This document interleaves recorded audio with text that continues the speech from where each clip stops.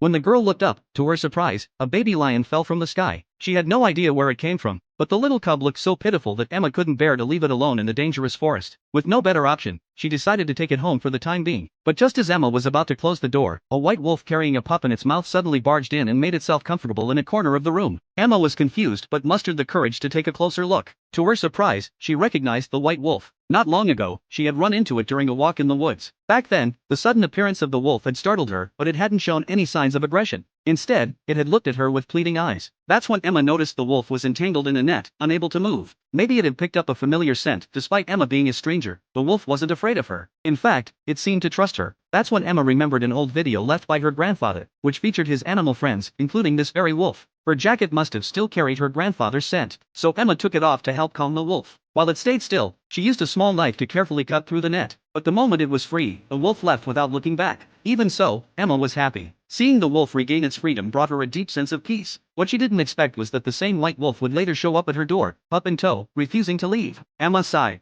Her quiet little home was starting to feel like a zoo. All she wanted was to practice piano in peace and get ready for her upcoming exam. But now, with unexpected animal guests everywhere, she felt overwhelmed. She tried calling the police, but of course, her phone had no signal. Just then, a patrol officer from the Wildlife Protection Agency showed up, looking for a missing lion cub. It turned out that the cub's mother had been killed by hunters, and the baby had been sold at a high price to a circus. But during transport, the plane crashed. By sheer luck, the cub had landed safely in a tree, only to tumble into a bird's nest after a brief struggle. Unfortunately, an eagle soon chased it away, and it fell, quite literally, into Emma's arms. Emma initially considered telling the truth and handing the cub over, but the moment she heard the word circus, she changed her mind. She was determined to keep the cub hidden. Emma had lost her parents at a young age. Her beloved grandfather had just passed away a few days ago. She knew better than anyone what it felt like to lose someone you loved. Back at home, she saw the white wolf nursing its pup. At that moment, the lion cub casually walked over. Emma froze, afraid the wolf might reject it. But to her amazement, the cub simply snuggled in beside the wolf pup and began nursing too. The white wolf didn't object. Maybe, to him, the cub was just another baby in need. Watching the beautiful scene unfold, Emma felt a warmth in her heart. That's when she made up her mind she would adopt them both. In the days that followed, the two little ones became inseparable, playing and roughhousing all over the house. And every day, right on schedule, the white wolf returned to feed them.